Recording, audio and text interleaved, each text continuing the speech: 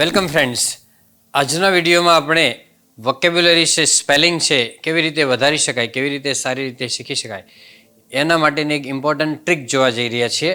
તો એ જુઓ કે વોકેબ્યુલરી એટલે સ્પેલિંગ છે, શબ્દ ભંડોળ છે, એમાં પથીવાળા શબ્દો આજે જોવાના છે. કેવા શબ્દો કે જેમાં બધામાં પથી આવતો એવા. હવે પથીનો મિનિંગ શું થાય ખબર? ફિલિંગ થાય. શું થાય? ફિલિંગ એટલે લાગણી થાય. પથી એટલે ફિલિંગ અથવા લાગણી થાય, અથવા તો ટ્રીટમેન્ટ પણ ચાલે. ટ્રીટમેન્ટ જેવું છે. એલોપેથી આપણે કહીએ છીએ કે જે MBBS ડૉક્ટરને ભણ્યા હોય છે, જે મેડિકલમાં જે દવાઓ મળે એ એલોપેથી છે. એ એલોપેથી છે એમાં ટ્રીટમેન્ટ વિથ ડ્રગ્સ. ડ્રગ્સ એટલે આ જે દવાઓ હોય છે મેડિકલની અંદર એ બધી ડ્રગ્સ કહેવાય, બરાબર? તો ટ્રીટમેન્ટ વિથ ડ્રગ્સ હોય એને એલોપેથી કહેવાય.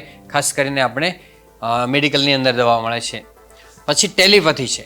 ટેલિપેથી શબ્દ તમે કદાચ સાંભળ્યો છે કે કમ્યુનિકેશન ઓફ થોટ્સ એટલે વિચારો દ્વારા સંદેશા વ્યવહાર.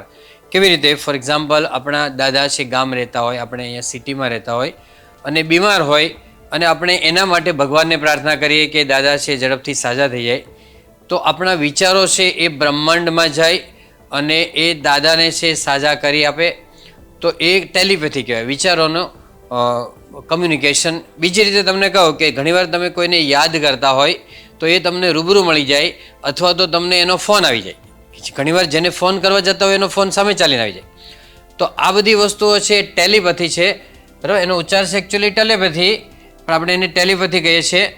તો ટેલિપેથી એટલે કમ્યુનિકેશન ઓફ થોટ્સ, વિચારોનું સંદેશા વ્યવહાર છે.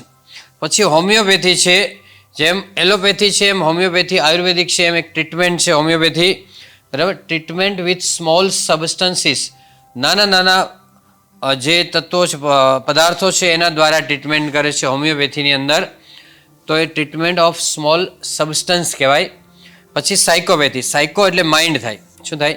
સાયકો એટલે માઇન્ડ. માઇન્ડની જે બીમારી હોય, મેન્ટલ ઇલનેસ હોય, એની ટ્રીટમેન્ટ કરવામાં આવે તો એને સાયકોપેથી કહેવાય, બરાબર? માઇન્ડ અથવા મેન્ટલ ઇલનેસ.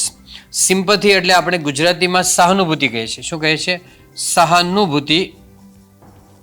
એટલે કે શોઈંગ પીટી. પીટી એટલે સહાનુભૂતિ થાય, કરુણા, દયા. શોઈંગ પીટી ઇઝ સિમ્પથી, સહાનુભૂતિ અથવા પીટી દર્શાવી. એમ્પેથી એટલે સમાનુભૂતિ કહેવાય. શું કહેવાય? સમાનુભૂતિ એટલે સમાન અનુભૂતિ થાય.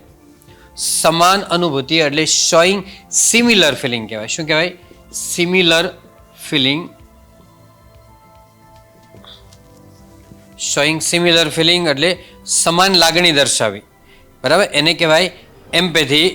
હવે ફોર એક્ઝામ્પલ, એમ્પેથી એટલે આપણે સમજીએ કે વિદ્યાર્થીઓને હું હોમવર્ક આપતો હોય તો વધારે પડતું હોમવર્ક આપતો હોય અને હું વિચારું મારી જાતને વિદ્યાર્થીની જગ્યાએ મૂકીને કે વિદ્યાર્થી હું હોય તો શું થાય, તો આપણને કદાચ ન પણ ગમે. એટલે એ બીજાની જગ્યાએ આપણી જાતને મૂકીને સમજવી એને એમ્પેથી કહેવાય. અને સિમ્પથી એટલે સહાનુભૂતિ છે, કરુણા છે, દયા છે. આપણને કોઈ બીમાર વ્યક્તિ હોય, કોઈ ઇન્જર્ડ એટલે ઈજા પામેલ વ્યક્તિ હોય, કોઈ એક્સિડન્ટ થયું હોય તો આપણે એની ઉપર કરુણા આવે, દયા આવે. તો એ સિમ્પથી છે. આ બંને વચ્ચેનો ડિફરન્સ છે. હવે અપેથી એ વિરોધી શબ્દ છે, લાગણીનો વિરોધી છે, એટલે નેગેટિવ ફિલિંગ છે અથવા લેક ઓફ ઇન્ટરેસ્ટ કહેવાય. શું કહેવાય? લેક ઓફ ઇન્ટરેસ્ટ એટલે આપણને કશાકમાં રસ નથી, બરાબર? ઇન્ટરેસ્ટ નથી, તો એને અપેથી કહેવાય. એ ઓપોઝિટ અથવા નેગેટિવ શબ્દ છે. કાર્ડિયોપેથી. કાર્ડિયાક એટલે હૃદય થાય.